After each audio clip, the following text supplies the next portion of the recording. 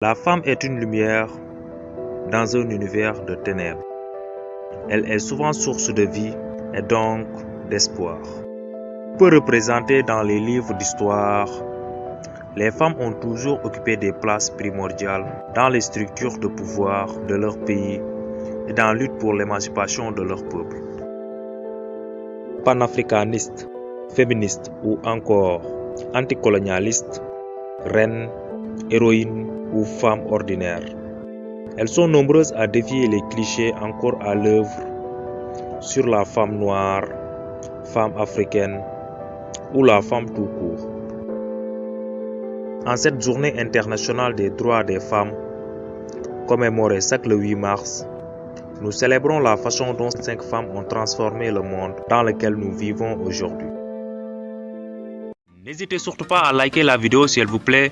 Et si vous êtes nouveau sur la chaîne, n'oubliez pas de vous abonner et d'activer la cloche de notification pour ne rater aucune de nos prochaines vidéos. Intro.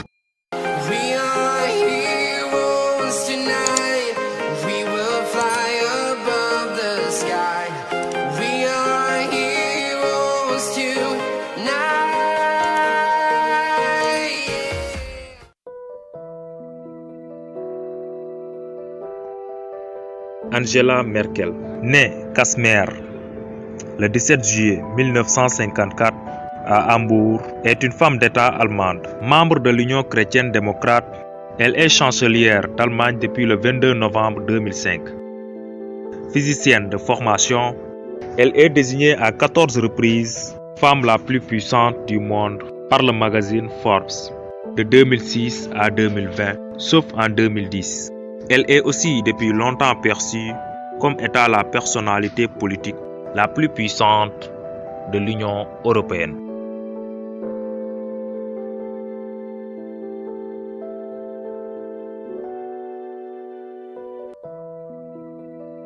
Née en 1412 et décédée en 1431, Jeanne d'Arc s'est illustrée au sein d'une société dominée par les hommes grâce à sa bravoure, sa puissance ou sa volonté, marquant ainsi de son empreinte le cours de l'histoire à seulement 19 ans. C'est une combattante, une guerrière et une femme d'exception à qui colle très bien cet adage qui dit aux âmes bien-nées, la valeur n'atteint point le nombre des années.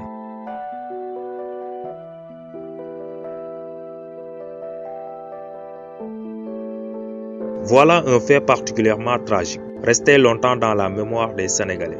L'histoire des femmes de Nder, qui, un mardi du mois de novembre 1819, appelé encore Talatay Nder en Wolof, se sacrifièrent collectivement pour ne pas tomber entre les mains d'esclavagistes morts, alors que tous les hommes étaient partis pour la chasse, la pêche, et les rares soldats qui étaient restés étaient donc tués. C'est ainsi que Mbarka Dia, la confidente de la reine ou Linguère en Wolof, Fati Yamar, elle seule qui était capable de haranguer ses foules par ces mots. Femmes de Nder, digne fille du Walo, redressez-vous et renouez vos pagnes. Préparons-nous à mourir. Femmes de Nder, devons-nous toujours reculer devant les envahisseurs?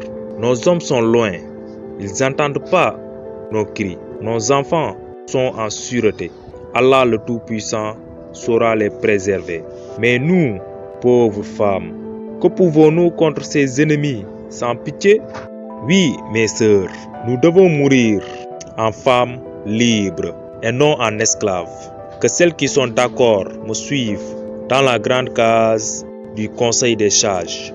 Nous y entrerons toutes et nous y mettrons le feu. Mourons en dignes femmes du Walo.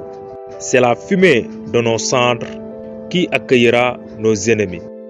C'est ainsi que ces braves femmes du Walo entrèrent dans la case et y mettèrent le feu. Elles ont donc préféré mourir en femmes libres plutôt d'être esclaves.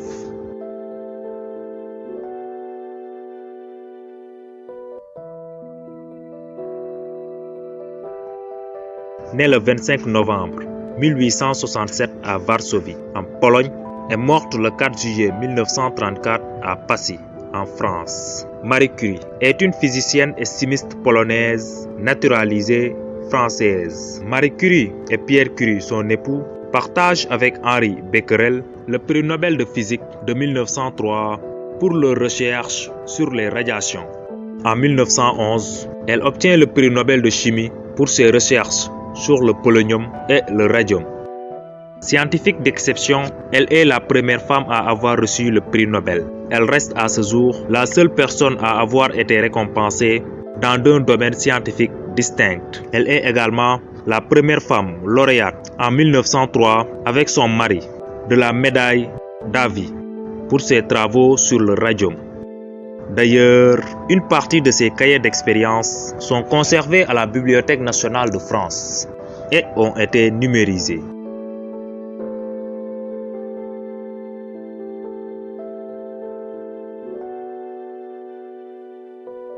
Cléopâtre, dernier pharaon de l'état de l'Égypte grecque avant la conquête romaine. Cléopâtre gouverne entre 51 et 30 avant Jésus-Christ. Dans le souci constant de l'indépendance de son pays, en 48 avant Jésus-Christ, elle entame une liaison avec César à qui elle donne un fils, César Junior. Elle fut une grande dame, une meneuse et un exemple pour toutes les femmes.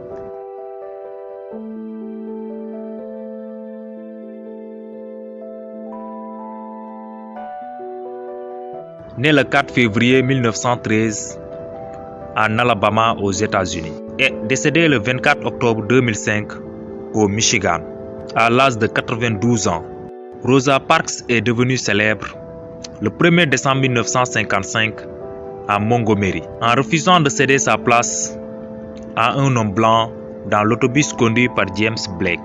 Arrêtée par la police, elle se voit infliger une amende de $15.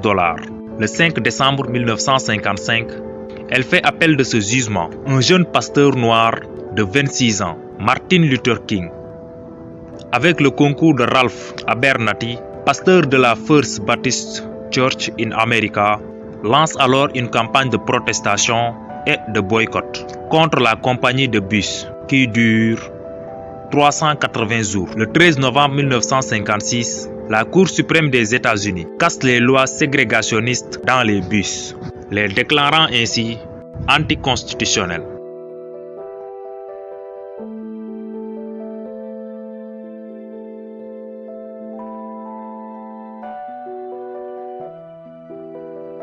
Ngozi Okonjo-Iweala. Cette femme nigérienne de 66 ans a travaillé pendant plus de 25 ans à la Banque mondiale avant de prendre des responsabilités politiques au gouvernement nigérien. Économiste chevronnée, en plus d'être la première femme à la tête de l'Organisation mondiale du commerce, l'OMC, elle est aussi la première dirigeante originaire du continent africain.